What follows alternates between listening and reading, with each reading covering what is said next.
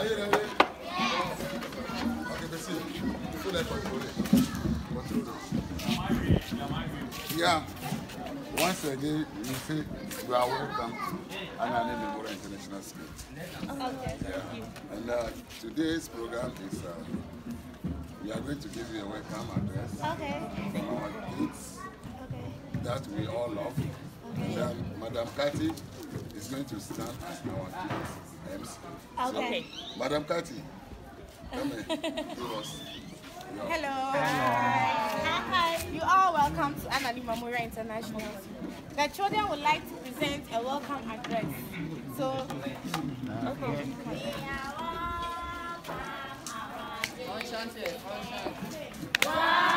Drummers.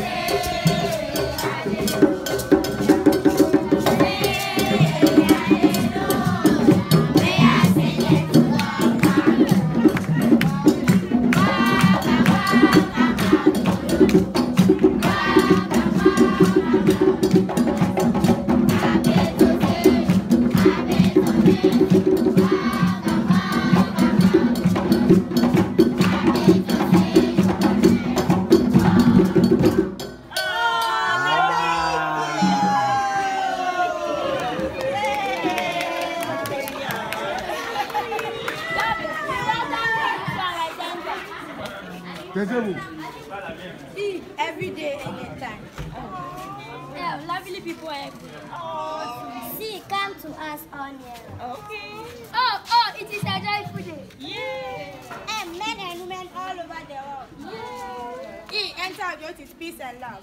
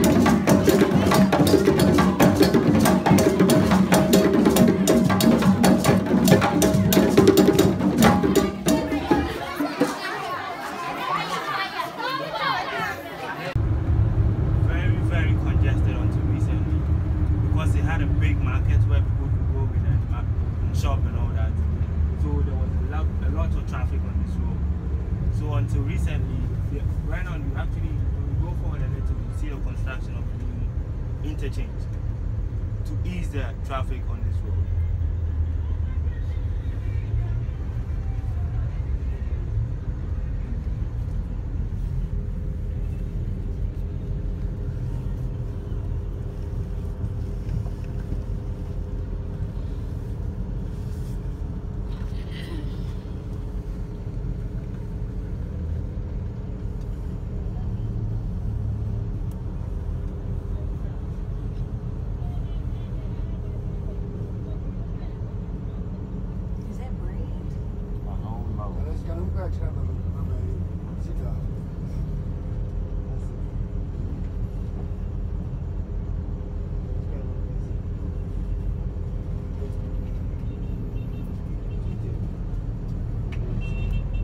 And one thing I have to mention is until recently, until 1807, Ghana didn't have a central region. It was part of the Western region. But they realized the land was fast expanding and it constituted around 44.1%, making it the third smallest. With them, the other two was Greater Accra and the Upper East region. So hence they created the central region. It was actually part of the Western region.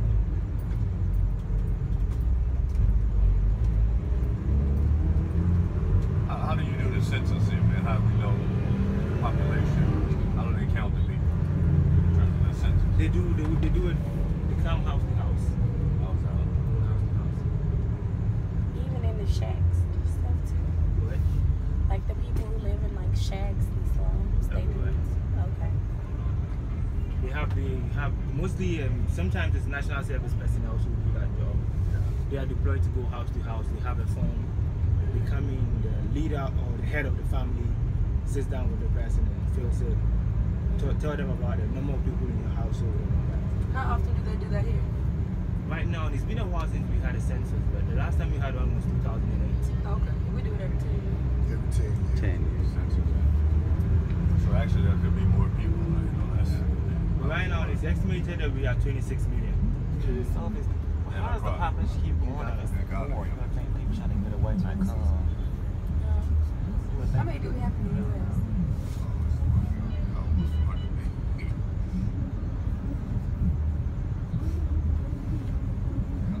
Before we start, I think I should let you know about a little history of Kakum National Park, things we do at Kakum National Park that you are not aware of. So before I start, I'll say Kakum National Park, the name Kakum National Park came about because of a river found within the forest called the Kakum River. The river supplies to about 330 villages surrounding it, including Cape Coast. That is how the name came about, Kakum River. It is found within the forest. Some people also say because of how the monkeys cry. See, the way they cry is similar to the name of the park, so that is how it came about. But originally, it came about because of the river found in the forest. I told you that climbing from the barge control to this side, this is the boundary line I told you about. It's 250 meters high above sea level. And then the boundary line separates the forest. You have the primary forest and then the secondary forest. If I say the secondary forest, I mean in the olden days they were doing farming and then lumbering in this very side. That is the secondary forest. But in the primary forest, I would say it's a virgin forest. It has never been touched before because the trees that were there, I think 100 years ago, are still there till now. But those in the secondary forest, they cut them down and they are now regenerating. So we call it the regeneration forest. That is the secondary forest. And then this primary forest is the virgin forest. That is where we are going to see the canopy. Okay. Kakum National Park is also home for global endangered species like the leopard. Anybody who say we have lion in the forest is a liar. We don't have lions in the forest. We have leopards, we have elephants, different kinds of monkeys, the Muna monkey, the Dinah monkey. I don't know, but I don't know if you see a monkey, are you not going to run? Okay. And then before we go to the canopy walkway, you see, there are people who are afraid of height. Yes. So we have a shortcut and then the long one. If you think you can do the long one, you have a shortcut on your left-hand side. That one is only 3 bridges. You walk on the first one, the shortcut, and then you go to the exit point. Then you go and wait for us there. But if you want to go for the long one, it's 7. That is 350 meters long. So you walk on all of it, and then you come out at the exit point. From the ground to the canopy walkway is 40 meters high. But it increases as you go to a different bridge. From the first bridge, it will be 11 meters. Going to the second will be increasing till you get to the third. The third bridge is the longest bridge. Kakum National Park is managed by 2 divisions. The Ghana Heritage Conservation Trust and then the Ghana Wildlife Division. The Ghana Heritage Conservation Trust is in charge of every facility found at Kakum National Park, including the canopy walkway. And then the wildlife is in charge of the animals and then the forest itself. We also undertake activities like the hiking, the canopy that we are going to do, bird watching, campsiting. Hiking is about walking through the forest for a very long time, I'm going to say like a fixed period of time, and then learning about medicinal plants in the forest, things that we were using that has been renewed. You see, there are things that our forefathers were using some trees to brush their teeth. Now we're using brush and then Pepsodent with fluoride and stuff like that. But in those days, they weren't using it. Even clothes that you're wearing, they were not this kind of clothes in those days. We were using leaves and then the animal hides to cover ourselves. But now we use material things to cover ourselves. These things are found in the forest. So I would say the forest is a supermarket because you can find everything over there in the forest. Animals, you see them. Cocoa we use for chocolate, you see them in the forest. So as you're going straight to the canopy. Please, when you're taking pictures, you have a platform, each bridge and a platform. So when you get to the platform, that is when you can stand and take a picture. you don't walk on the bridge and take a picture. You can do it, fine. But when it falls, I can't go into the forest and bring the phone out. No, I cannot go into the forest and bring it out. So when you get to a platform, you stand there and you can take your picture. We have platform at every tree, connecting to 7 trees. So for you to get access to the forest, you can take the picture. Please just listen to what I'm saying, because when it falls, there's no way I can go into the forest and then bring the phone out. We always receive that complaint. That is why I'm hitting on it. Just take your time when taking pictures. We are not here for hiking, but I may take the opportunity to let you know about some trees whilst we are going to the canopy. Without wasting much time, I think we should go straight. I don't think we have anybody behind us. No, I don't think so after the tour, you have to wait for me to bring you back. Nobody should rush back. Please. Okay. So using this castle as a sub-administrative center when they came here. So that time, British brought men from all over West Africa. And the men that were brought here were from the English-speaking countries only. So the French-speaking countries were not part. Even Liberians were not part of those who were brought here. And British trained those men here. And the men were fighting for the British during the Second World War in Burma and India. The name of the men were known as Royal West African Frontier Force. Royal West African Frontier Force. And even after the Second World War, British used this castle as police training school in 1948. So the British were here, so Ghana became independent states. 6th March 1957. British left, Ghanaians also took over this castle. So this castle is the oldest and the largest castle across the whole West Africa when we are talking of transatlantic slave trade. It became a property under UNESCO as a World Heritage Monument in 1979. This castle is 533 years old. That is the age of the castle. We are now going to start a tour, but before we do that, let me also add this one. You see, the reason why they were transporting the Africans was that human labor were needed in the Caribbean, America, Europe for plantations, cotton, some of them for mining activities, and sugar. But sugar was the main reason why they were transported. And the history is saying that the Americans started using them. They were using the native Indians, but diseases started killing those Indians. So they have to look for an alternative. And that time, many people suggested that they should come to Africa and try them. There was a man, the name of the man is Bartolomeo de las Casas. He was a priest, Roman Catholic priest from Spain. He was notable among those who suggested, and they came to Africa. They transported some Africans to Dominican Republic. And when they tried them, the Africans were very strong. They resisted all kinds of weather and they were able to work. And since that time, the demand of the Africans became more and more. And prior to the coming of the Portuguese, the original name here was Anomansan. Before the Portuguese came here, this place was called Anomansan. Anomansan is one of our languages. When you translate it into English, it's inexhaustible water, or when you drink the water, it will never get finished. But the Portuguese were getting a lot of gold. So they had an impression that this place was in abundance of gold. So the Portuguese named this place either El Mina or Damina, which means the mine or gold mine.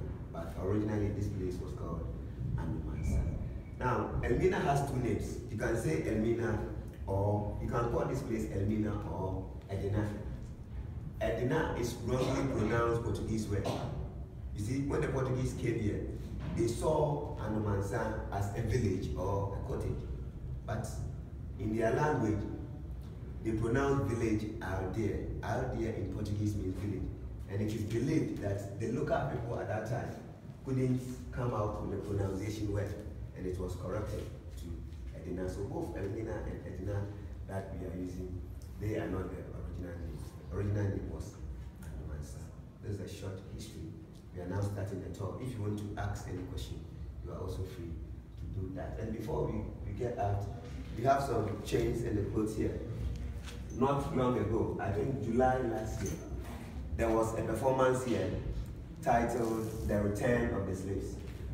So many people came to this place, not only from Ghana. We have some from the States, some from UK, Nigeria, Kenya, Congo. They slept here for one night just to depict, like to experience how the captives felt when they were in the dungeons. That is where you see all these things here. Now look at this part. These are wood. All these are wood. At that time, they were using this type of iron bars. But the castle is very close to the sea, so all the bars are getting rusty. Therefore, the bars have all been replaced with what? With wood. So wherever you see wood in the castle, at that time they were using this one. This beam is the only original beam left here. Apart from this beam, the rest that you see here have been restored. All these ones have been replaced. Now, we have two churches here. We have the Portuguese church down. That is Roman Catholic Church.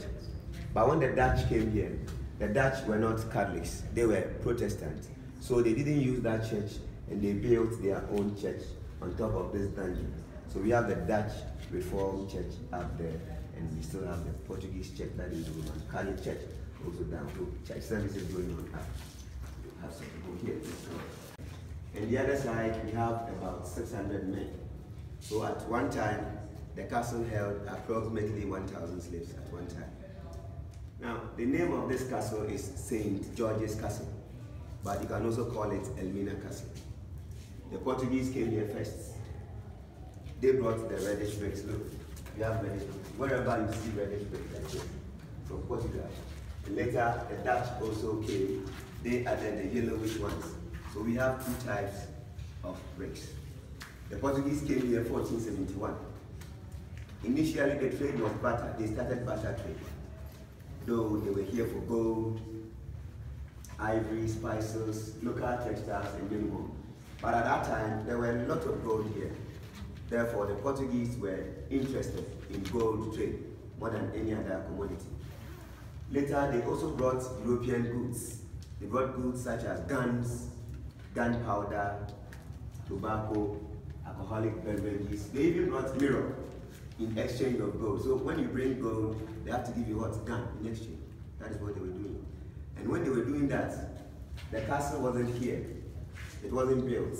So the Portuguese were sleeping in their big ships on the sea. All the goods from here to the ships. And as time went on, the trade was booming. So they needed places to sleep and also to store their goods. So the leader of the Portuguese, together with other Portuguese, went to see a chief. There was a chief here that they met. The name of the chief was Nana Pamina Ansa. So the chief and the elders gave the Portuguese this portion of land.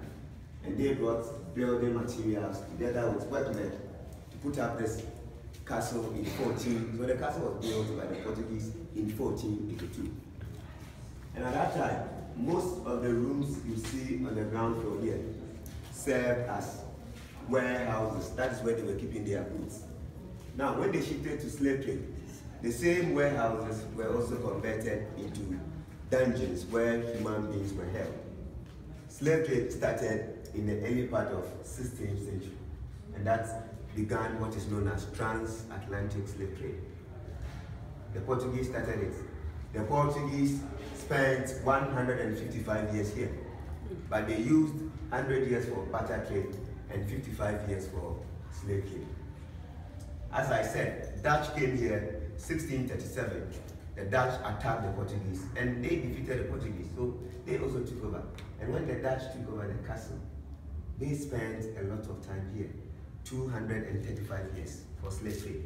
So when the Dutch were here, the British were at Cape Coast. We have another castle there, we call it Cape Coast Castle. That one was built by the English in 1665. At the same time, those from Denmark were also in Accra. There's another castle there, we call it Christianborg Castle. That one was built by the Danish in 1661. They were all doing the same business. But later the British abolished the trade in 1807. And the Dutch also stopped the trade in 1814. So 1872, Dutch sold this castle to the British. That time the trade was over. So I think that it wasn't profitable again. And the Dutch sold it out to the British. And when the British came here, they didn't use this castle for slave trade. I mean, Elmina Castle. British used